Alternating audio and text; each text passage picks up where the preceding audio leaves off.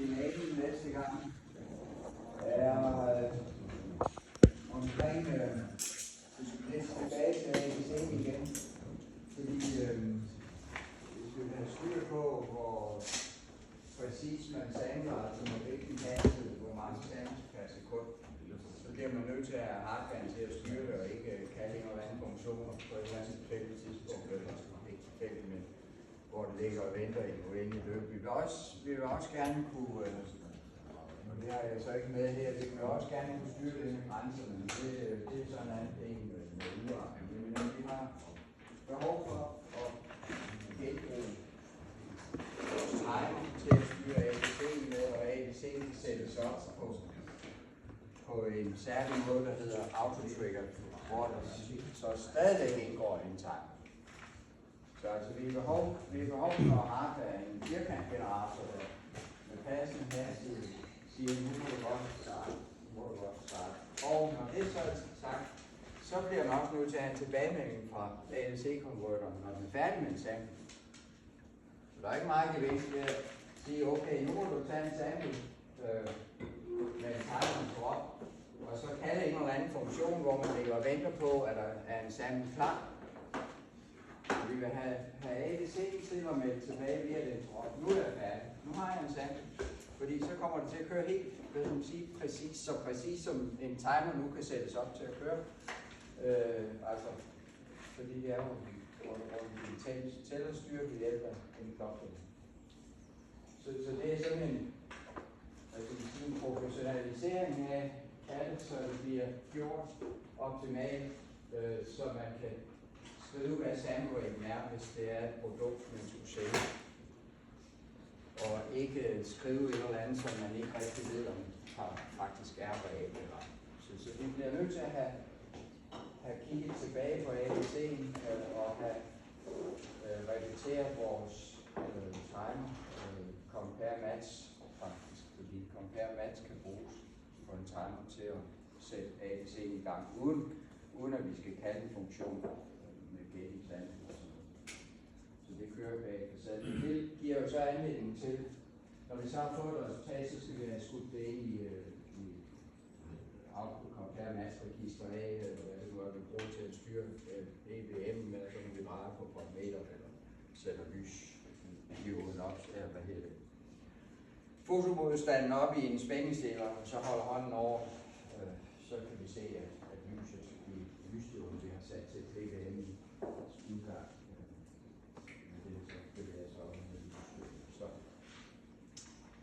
Og når vi så har med sådan interrupt-system at gøre, så er min påstand, at livet bliver meget lettere, hvis man tænker i en tilstandsmaskine og bruger det koncept i stedet for at tænke i nogle betingelser, fordi det er også betingelser selvfølgelig for at skifte tilstand, men det bliver mere overskueligt, og man er i stand til at styre eksekveringen. For hvis man ikke ændrer tilstandsvariablen til næste tilstand, så bliver den jo ved med at være der, uanset hvad. Altså, det er kun når betingelsen er sand, at man kan gå videre. Og i det man udvikler programmet, så kan man jo starte med at kalde init og være i en init-tilstand. Og der kan man jo være indtil man definerer, nu er jeg sådan set klar ved, at init virker, så kan jeg selv state-variablen til den tilstand, så skal være i. Og tilsvarende den næste tilstand, det behøver ikke at være betingelse for at gå videre. Det kan være, at du siger, okay, når den har eksekveret det, der er i den her case, så skal den gå videre. Men indtil jeg siger, at den skal gå videre til noget, så bliver den der. Hvorimod, hvis man har en e-phase-struktur, LCI og så videre dernede igennem, så vil der altid være, hvis det ikke er sandt, hvad så? Så vil den fortsætte med en. Det vil den ikke her. Den bliver stående. Så hvis nogen har lyst, så kan de jo kigge. Nu burde man kunne se opgave 4, aflevering, min aflevering til jer. Der er et simpelt projekt. Jeg har sat en regel op, der hedder, hvis man ikke har afleveret, så kan man ikke se det. Og jeg er jo så lidt bekymret for, men det er jo så det her system. Det må vi leve med, det er måske kun den, der har afleveret, der kan se det. Men så må I tage det ned og dele det. Der kan I se et eksempel på urværk, hvor der også er flere interrupts og styre Men selvfølgelig, inden man laver det der, så bliver man nødt til at lave sit forarbejde med at tænke igennem, enten med flowchart eller med tilstandsdiagram, som vi har lært ved Sten og Peter også. Så det passer utroligt godt med hardware, kurset i digital elektronik, og det gælder også til elektronik. Der er også helt sikkert tilstandsmaskinen på andet semester, hvor jeg tænker, at de har stadigvæk det her kursus med Stashen og Shader. Så det er sådan set agendaen for i dag. Og lad os se her. Jeg tænker, der er en eller anden quiz også, at vi lige kan dvæle ved. Jeg tror faktisk, at det er noget kode, vi skulle prøve at sætte jeres eksempler i. Og ligesom at lave deling, kollektiv deling på hold.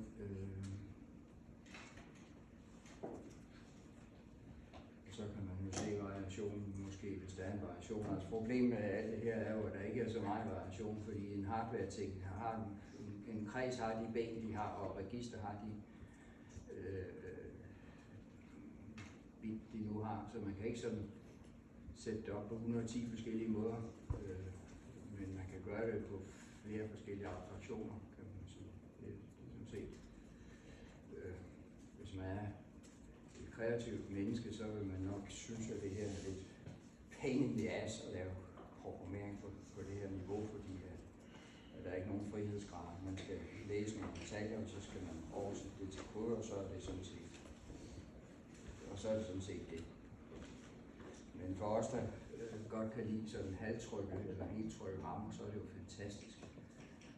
Der er ikke så meget, man skal tænke over, enten prøve at gøre, hvad databladet siger, man skal gøre. Ja, nemlig.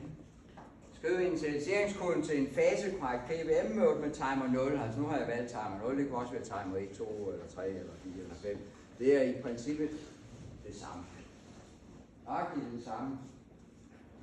De samme registerbenævnelser.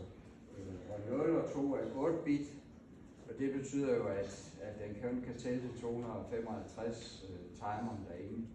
Og det betyder opdelingen, hvis man vil ændre 1% i PWM push-rate, så kan man ikke gøre det absolut, fordi der er kun 256 forskellige skridt, man kan gøre det med. Hvorimod, hvis man vil have en meget fin opløbet, altså fin skridtlængde, så er det en fordel at bruge 16 bit, fordi den kan jo tælle mange flere gange.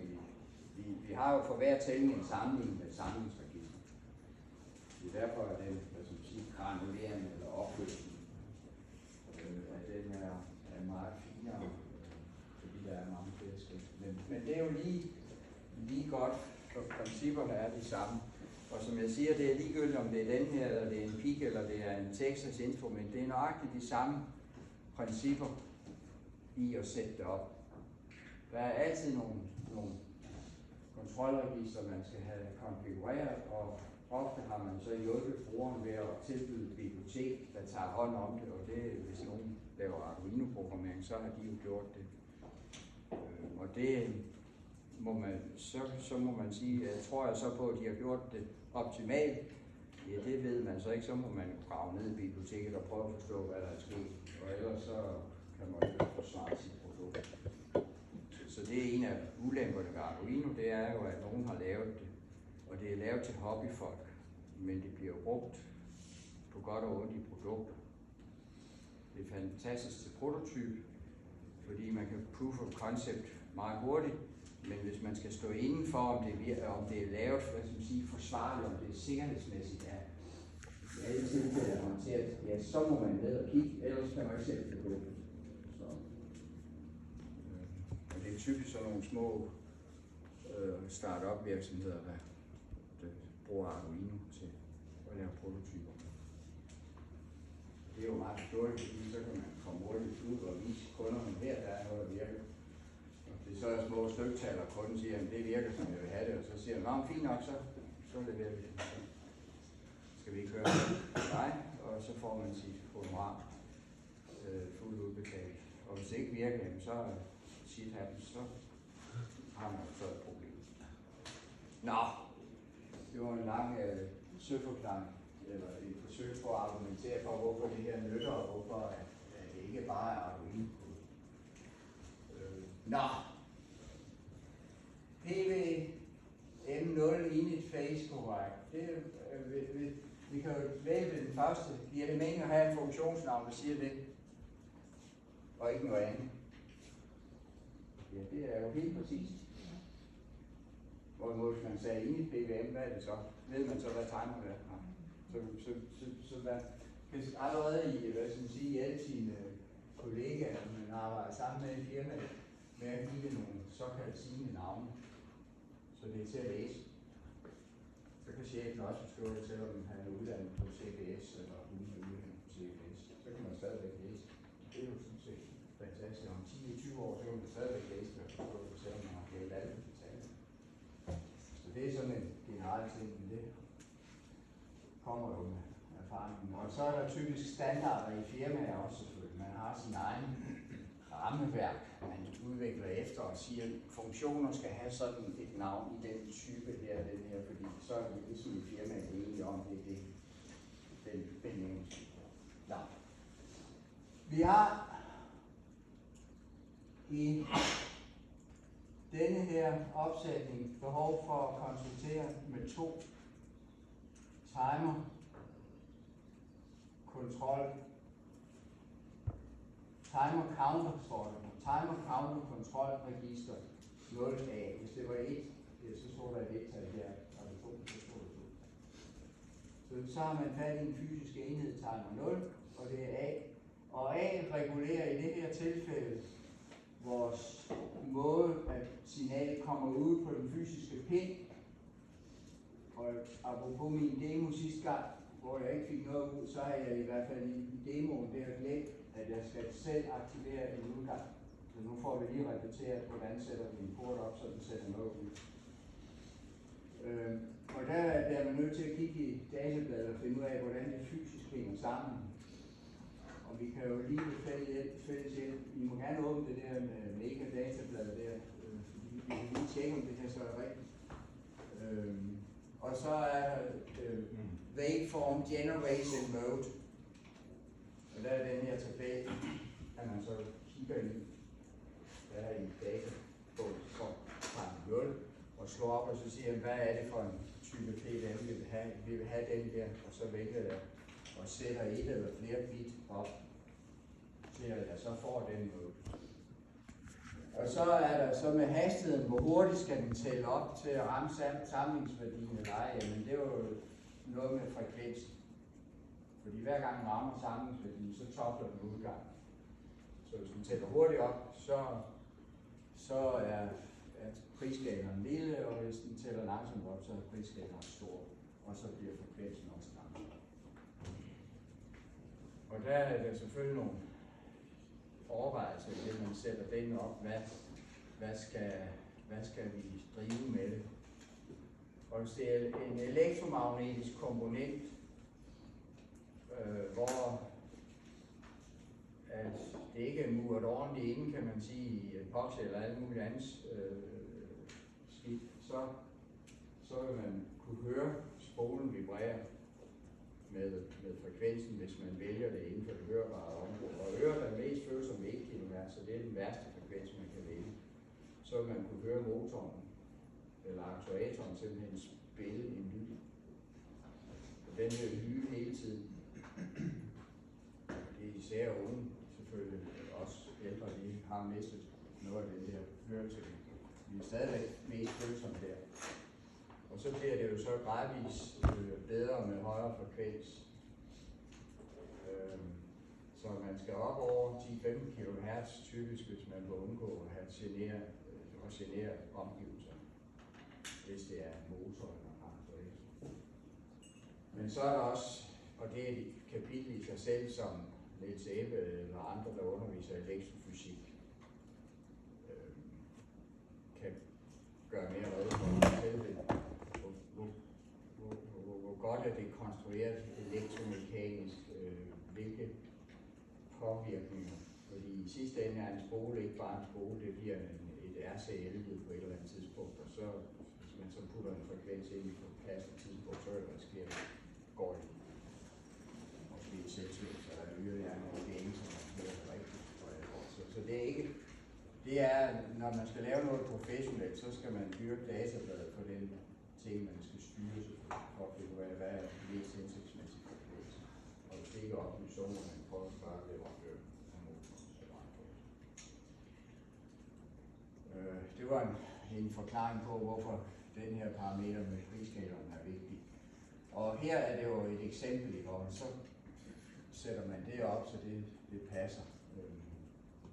Og så er der her gjort rede for, at 20% det er, vi skal tælle til 51, som man siger.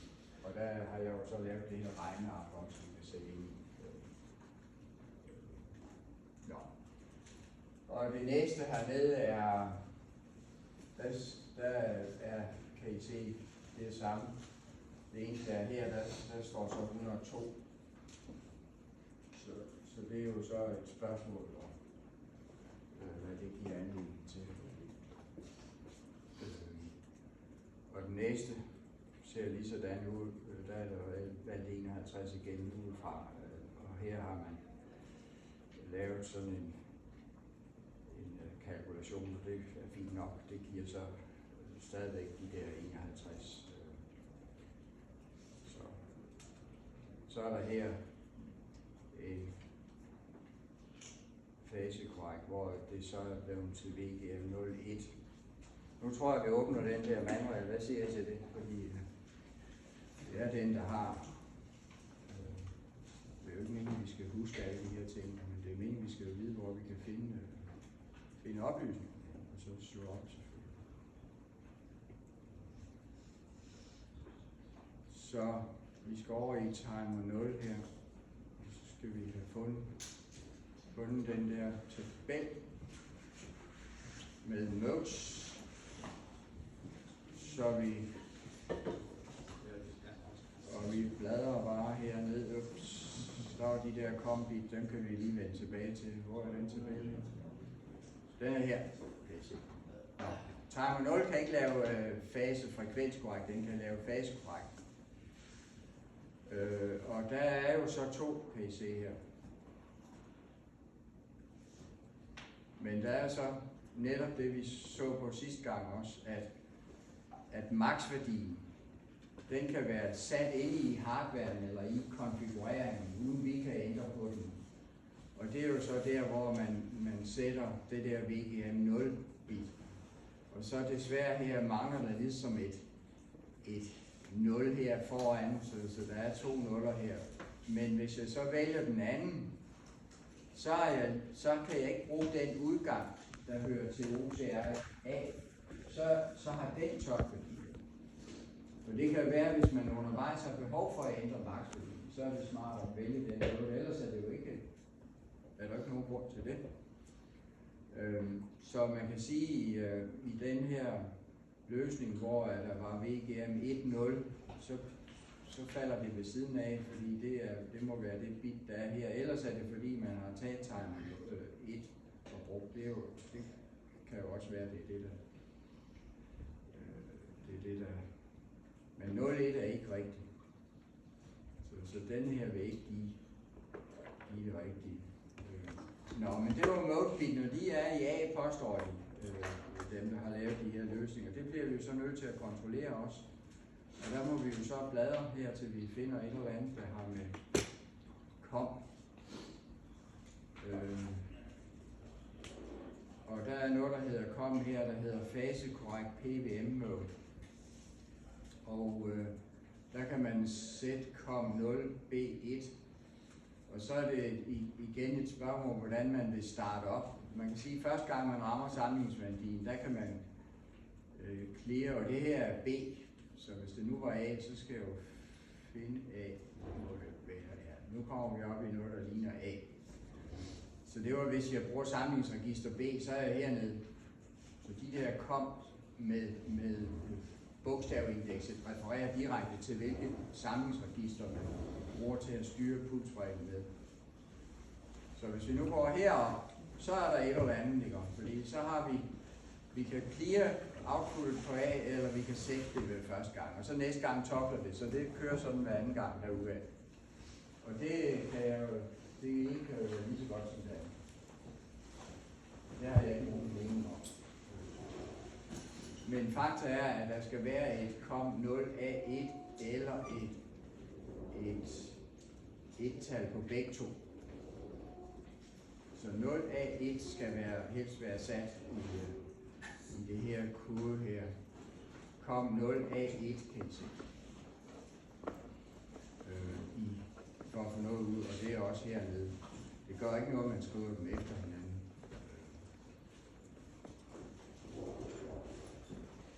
Så den er fin. Så nu har vi sat moden, og vi har sat noget op, så det kommer ud på udgangen. Og så er der prisskalaen, den skal vi også se på, og det gør vi så også ved at kigge i manualen. Prisskalaen er nok lidt hård. Prisskalaen er jo lidt senere i bogen, fordi det her var ligesom A-registeret. Så kommer vi, kan I se, til B. Og der er de her 3 bit her, CS02 til 00, vores, hvad skal man sige, prisskala. Og det er jo, det er sådan helt standard. De starter altid med at forklare, hvad mest betydende gør. Og det vi så skal kigge efter, det er mest betydende. Så er vi hernede i den her tabel. Og hvis det her er sat 01 i B-registeret, så får vi en prisskaling på faktor 8. Og det var det vist. Ja, 01. Så vi har en prisskala på faktor 1. Så er der den her værdi. Det bliver vi nødt til at og så tage vores regneark frem, fordi det kan godt være, at man kan regne det ud i hovedet, men vi kan også lige tjekke. Nu er vi inde og repetere, kan man sige. Hvis I synes, det er meningsløst, så må I jo sige til, fordi så stopper jeg bare. Så går vi videre. Men ellers så tænker jeg, at vi er i denne her. Det er jo sjovt, at jeg dumper lige ind i den. Prisskaler. Og hvad var det krav? Var duty cycle 20. Compare massværdien. Den skal ifølge det her være, og det der snyder, ja, tror jeg, det er der en faktor 2 her. Og hvorfor er der det? Fordi tælleren tæller op og ned. Hvis det var i fast PWM, så passer det. Så de 51 er faktisk ikke rigtige, de 100 er rigtige. Men det skal man lige passe på med, at der er den der forskel mellem fast PWM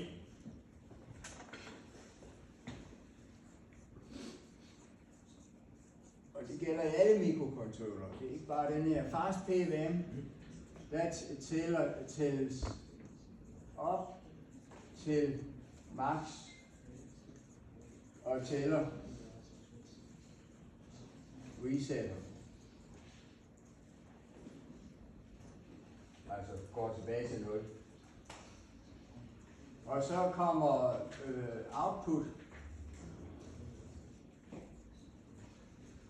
toggler på OCR, og hvis jeg nu kalder det helt generisk NA, og når max knows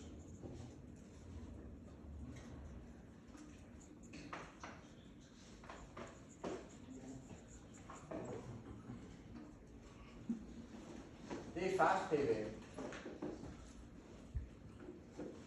Og hvis nogen så er i tvivl, så kan vi jo gå op her, så kan vi jo gøre regnestykket her. Hvis jeg nu siger, det er 8, der var prisskaleren, og så skulle jeg have 20% PWM.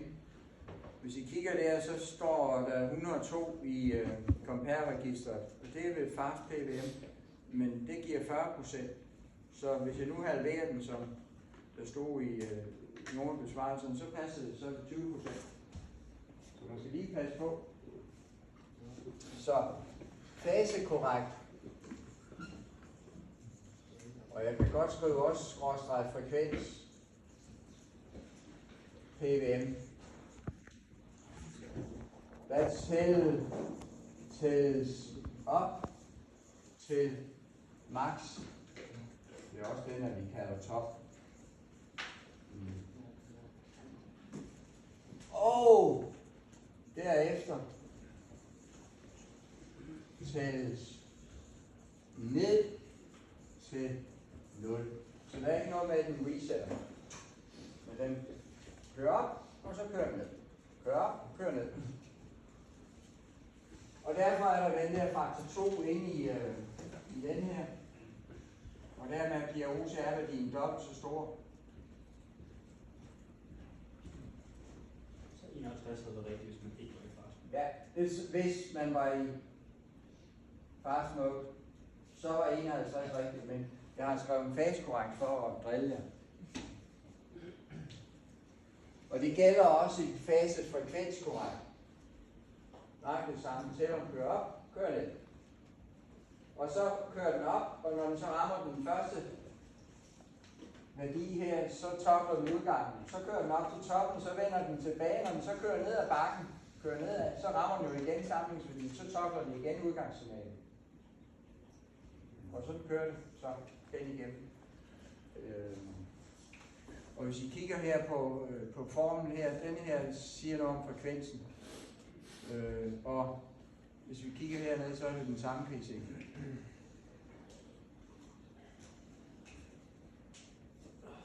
Så det var egentlig meget godt, at vi lige kigge på det, fordi det her regnestykke, det er fint, men det er kun for fartpælen.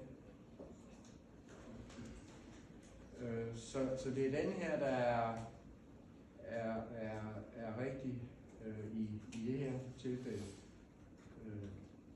Så den her er som det skal være, og de andre steder, det her er heller ikke godt nok. Der skal stå 0,4 så. Så det her er lavet under forudsætning af, at det er... Kan jeg stille et spørgsmål? Ja. Hvornår var det, at fasefrekvens PVM den topper?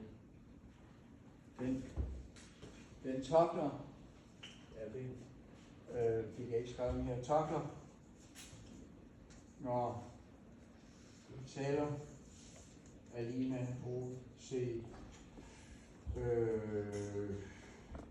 N A. Hver gang tælleren er lige med samlingsværdien, så ændrer den niveau på udgangen. Og det vil den jo gøre i en opadgående, men også i en nedadgående.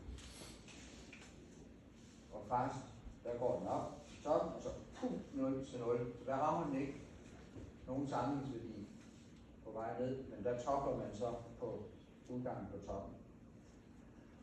Det tror jeg ikke, jeg fik sagt så klart sidste gang, men så er det jo godt en gang mere her.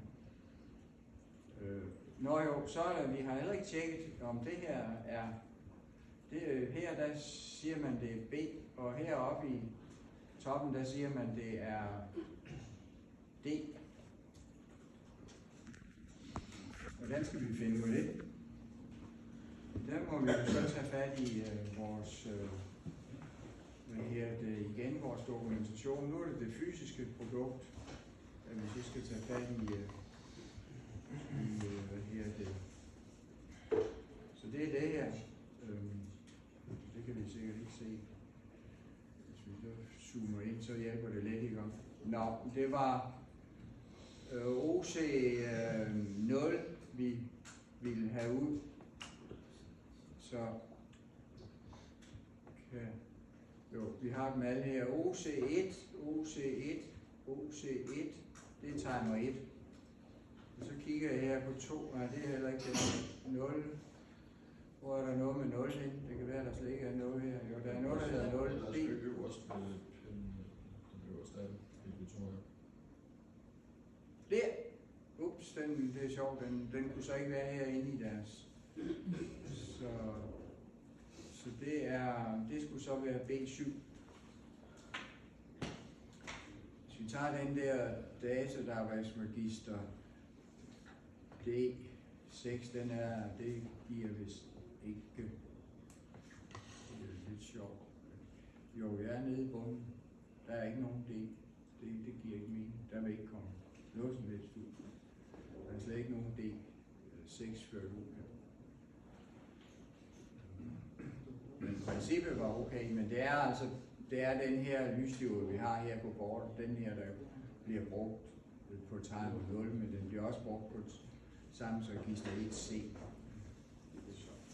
Og det jeg har bedt jer om, tror jeg nok i opgaven, mener jeg, det er den her, vi vil have den her ud på at bruge timer 1 i vores opgave. Så det er hvad her det PB5, der skal sættes til udgang. Ja. Jeg tror, at det må være meget godt. Er det ikke det her? Er der spørgsmål til det? Ja. Var det ikke frekvensen, formet du kiggede på før? Jo. Det var da ikke... Så det burde det så ikke være en 51? Nej. Burde det ikke? Hvad? Men er det ikke frekvensen, eller det gør det? Ikke i fase, der skal komme en affald, så der er begge veje. Okay. Det kan være, at det starter kun i fase, hvor man kun tæller en vej, så skal du sætte den til 51. Ja. Det er bare ud fra... Hvis vi lige går tilbage her, så står der her, skriv initialiseringskoden til fasekorrekt mode, timer 0. Og jeg har ikke sagt noget om frekvensen. Jeg har bare sagt, at jeg vil have 20% PWM. Ja. Og ud fra det, så er det den form, der hører til, og så giver frekvensen så det, den nu giver, men det er hvad her, de 20% i regnestykket her, som jeg udelukkende kigger på, det her tal her. Og ja. Det får jeg, hvis jeg sætter, hvad her, det 101. Altså, og så giver det en eller anden frekvens, men den har jeg ikke sådan set forholdt mig til. Jeg har bare sagt, at det er 20% 20 til cycle. Det får jeg der. Jeg ved ikke, i min, der får jeg det, når jeg har 8 bilstil og top value 2,55. Nå, ja, nu ved du hvad, det er mig, det er godt, du ikke bare lige sluger, hvad jeg siger, Rot, fordi der er lige en arbejde her. Vi skal lige tænke på, at det er jo 255. Ja. Så det ender med, at så er vi nede på 51. Sorry. Ja, det er fint, det er fint nok et byggesække. Den fungerer jo det samme. Det var fordi, og det var farligt, hvis jeg nu havde brugt timer 1, så havde det jo været fint nok. Men det var ikke timer 1, det var timer 0, og timer 0 kan ikke sættes op til at have en topværdi på 500. Så det fik jeg desværre ikke set. Det er 255. Korrekt. Så de første vi så, de var fine. Kan vi sige mere? Altså, duty cyclen sættes ved hjælp af samlingsregisterets værdi og topværdien for tælleren. Det er forhold. Samlingsværdi i forhold til maksværdi. Gange 100. Det er duty cyclen eller procent PWM. Og frekvensen sættes ved hjælp af en prisskala, men også tællerens maksimale værdi. Og det kan man måske godt forstå, hvis nu topværdien er meget stor, så tager det lang tid, når op og vender, og lang tid, når ned på 0 igen, og dermed bliver antal toggles per, kan man sige, sekund væsentligt langsommere. Hvorimod hvis jeg kun tæller op til 1, og tæller ned igen, så vil den selvfølgelig køre hurtigt. Men så er der ikke ret mange skridt, så er der kun enten 0 eller 100%.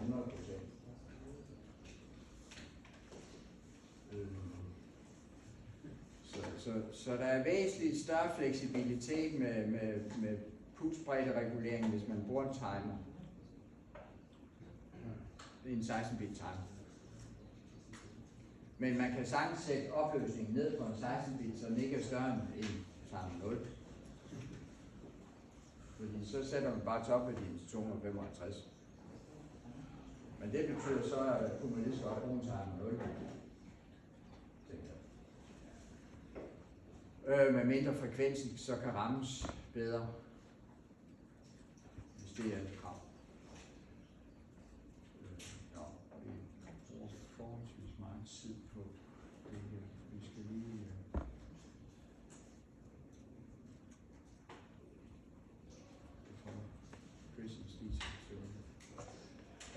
der var lidt mere i posen her.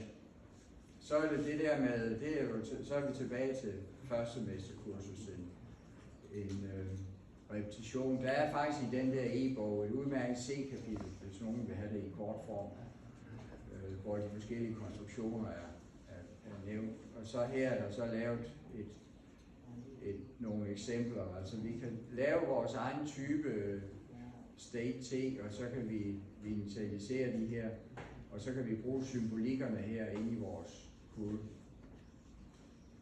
Og vi kan initialisere selvfølgelig, hvor vi er henne, og så kan vi begynde at køre ned igennem her på så det, og pointen er jo faktisk, at man ikke bruger et tal, men man bruger et sigende navn, man siger, man er i initialiserings- eller i idle, eller hvad man nu er i.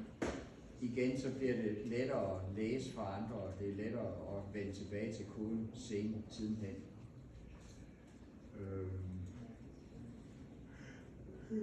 Næste gang har jeg en slideserie omkring det her. Det kan jeg tænke i går, at det var lidt sent, men omvendt. Så er der en slideserie, hvor at jeg kan prøve at åbne op efter pausen, så har jeg et eksempel, vi kan se på, som jeg har lavet her, faktisk i forbindelse med en demonstration af vores forskellige PVM's muligheder.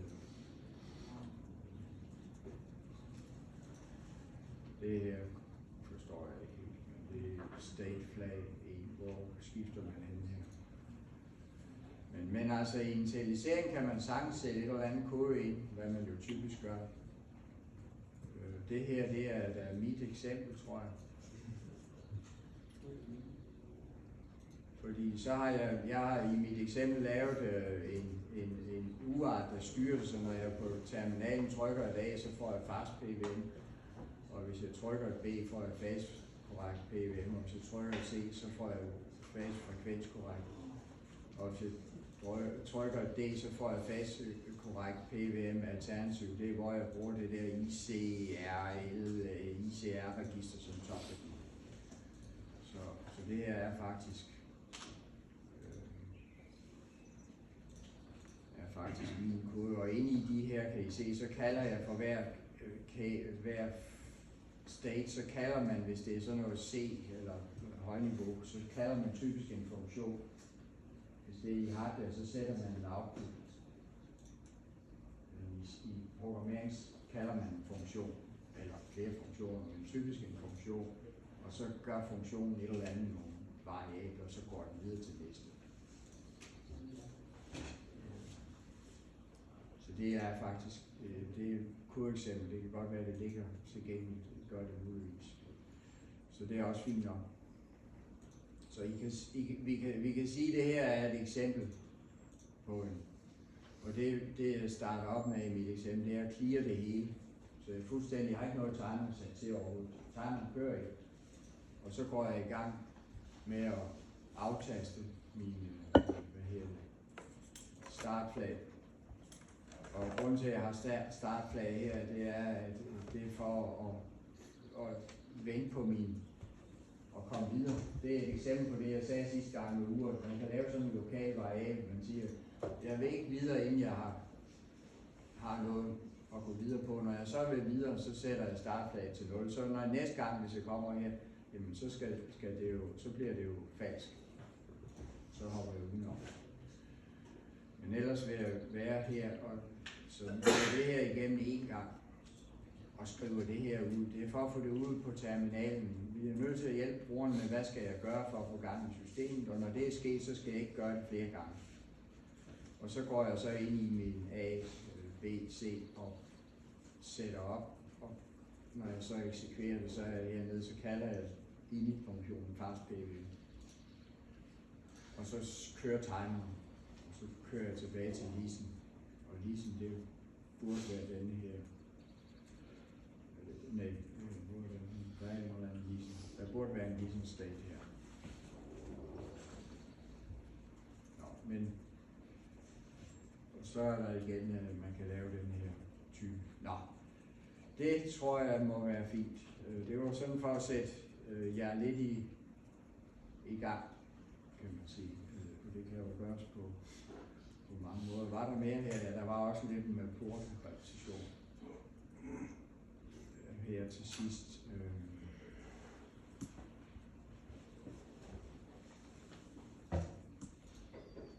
Vi kan tage den her først, inden vi åbner op for eksempel. Fordi det, der er sværest til i hvert fald mundtlig eksamen, det er at sådan hoppe op af stolen og på tavlen lige skrive, hvordan vil jeg læse fra en input-pil. Og det vil der være nogen af jer, der får det spørgsmål. Og jeg vælger et eller andet. Port C, bit 6, kan du ikke lige lave et statement for det? Hvordan læser jeg ind fra specifikt fra en position ind i en variabel? Skriv det statement.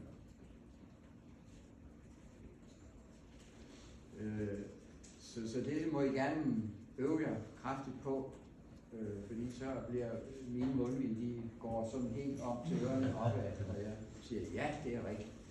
Og så skynder jeg mig straks videre til noget mere komplekst.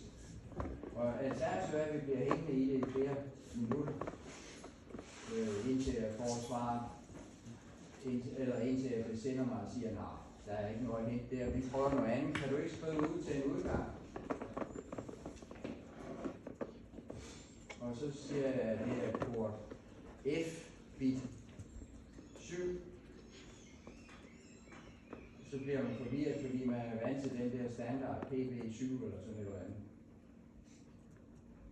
Men det kan jeg lige så godt sige, det er min favorit spørgsmål. Især hvis man trækker det der spørgsmål omkring porte, men det kan godt komme på tale i anden sammenhæng, hvis jeg er usikker på, om man ved forskellen på, hvordan man læser på en specifik position, og hvordan man skriver til en specifik position. Det er sådan set det er det helt grundlæggende, helt kursen. Ved man forskellen mellem at skrive og læse fra et register? Så det er sådan. Fordi hvis man gør det, så er man jo rigtig godt kørende, fordi det kan bruges på alle registre. Man kan læse alle registers bit, kan man læse på. Hvis man er i tvivl, så kan man læse tilbage. Så har jeg sat det, som jeg forventer. Hvis ikke, ja, så må jeg jo kigge efter. Men forudsætningen er altså, hvis man skal læse tilbage, at man ved, at man skriver altid de 8 bits, og så laver man en hel masse implicit, fordi alt det, der ikke er interessant, det sætter man til underforstået til 0, fordi man bruger overoperatoren. Og der, hvor man ikke skriver 0, står der 0. Men reelt er det her en 8-bit variabel. Man opererer ikke på mindre størrelser end 8-bit i en mikrocontroller, som det er. Men man skriver bare ikke alle nullerne, og hvis man ikke, som jeg har sagt længe siden, men nu gør jeg det igen, så kan man jo sagtens, hvis man siger det der, hader jeg vil hellere eksplicit helt præcis skrive ud, hvad jeg forventer. For at se, så skriver jeg 0D binær. Det her betyder binær, så man ikke forstår det som et eller andet stort tal. Compileren, når man skal oversætte det til maskinkode, og så skal jeg jo så passe gevaldigt på her og få sat det der et-tal det rigtige sted. Men det vil jo være fint. Det er nok det samme lige med min klar variabel. Så har jeg læst ind, hvad der er i registret på den position. Ja. Det er i forhold til formuleringen af spørgsmålet, ikke? Ja. Der står jo, at man skal læse B4 på port C. Og når jeg læser port C, så tænker jeg med det samme op. Hvorfor kan man læse fra en udgang? Det er det, som jeg tænker, det giver ikke nogen mening. Nej, men det kan være, at jeg har fået forkert. Men det er bare, når jeg læser port, så tænker jeg... Ja, men det er jo her, jeg driller jer lidt, fordi selve konceptet, selve IO, det er port. Det hedder port C. Ja. Selve fænomenet, der består af 3 registre, hedder port C. At der så er et output-register, der også hedder port C, det er en anden sag. Ja. Men man benævner det som port C. Port C består af 3 registre. Og det er der, forvirringen selvfølgelig er medgivet. Det kan jeg godt forstå, at du synes. Og det er helt bevidst, at jeg har skrevet det her. Fordi vi har 3 registre. Vi har et, det er ping X, eller ping C, hvis det var det. Det kan vi godt. Og out, det er port C. Og så har vi retning. Det er C. Alt sammen er port C. Hardware-mæssigt. Så den knop har hardware her port C. Og så desværre et register inde under, der også er port C. Det skal man ikke have sig forvirret af. Nej. Så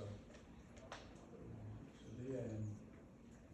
Det kan også lyde som en discord. Ja, det er nemlig rigtigt, fordi jeg kunne sagtens finde på at spørge også, hvis man ikke selv har gennemgået det man trækker spørgsmål om port i produktion. Hvis man ikke selv gør det for det, så vil jeg spørge, hvad det står en port af. For eksempel port B, hvad det står den af. Skide godt, vi får repeteret. Vi får også repeteret næste gang, fordi der kommer en server i mere, som tager fat i det hele. Nå, og heroppe skulle I selv gøre det, kan man sige, i det her. Fordi der skal jeg læse port F, bit 1 og bit 5. Så der er så 2 1-taller benævnt i den ene af maske deroppe. Og det hedder en maske, bit maske. Og så er der så nogle eksempler her, vi lige kort kan se på. Jeg skal læse på. Ja, og det er jo så lidt interessant. Hvad sker der her? Vi tager og læser alle bitene ind i en variabel, og så skifter vi en, ja. Det kan man jo godt gøre, men det har jeg jo sådan set ikke.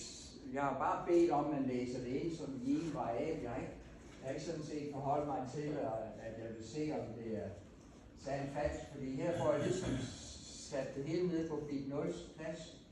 Det er jo et andet tal. Det er jo et andet tal, end hvis jeg bare kigger på bit 1 og 5. Jeg har egentlig bare sagt, at jeg vil se, hvad der er på bit 1 og 5 som en variabel. Her har jeg arbejdet videre på det. Men det her er jo, hvad jeg sådan set beder om på højniveau.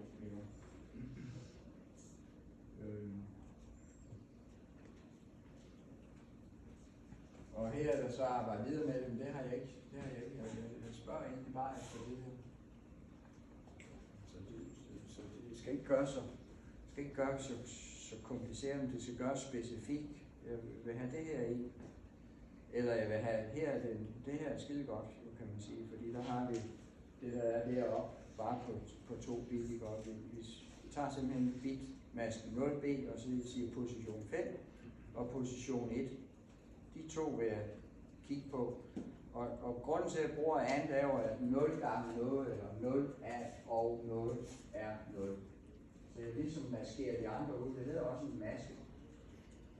Eller ja, en bitmaske. Så det der er fint. Det der er også fint. Der har vi bare gjort det på kort form. Vi behøver ikke de der. Vi kan skrive hvad som helst. Det er bare, vi har et-tallet. Bare det, jeg selvfølgelig kan forstå sig compileren. Bemærk. Compileren skal ligesom forstå det med. Men alle registre er egentlig benævnt med indeks. Så jeg kan også have brugt mit timer-register. B's benævnelse for mine prisskala-værdier. Bare jeg have ramt de rigtige bitnavne. Altså det, der refererer til indekset. Det skal I ikke begynde at lege med. Men det er bare for at sige, at det her er ganske fint, fordi jeg ved, det er bit 1, og jeg ved, det er bit nummer her. Læsevenlig forståelse. For læsevenlig forståelse, så kan man diskutere, hvad der er læseforståelse. Men altså, det her er jo så et niveau, kan man sige, her og frem. Man gør det samme hov, og lige snyder der. Det kan man ikke. Det er en output. Man kan ikke læse en output. Man kan skrive til en output. Det der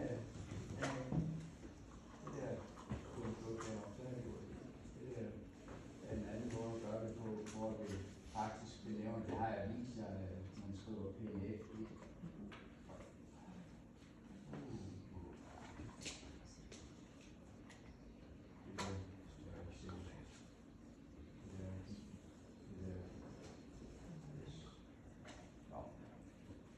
Jeg tænker, det er godt.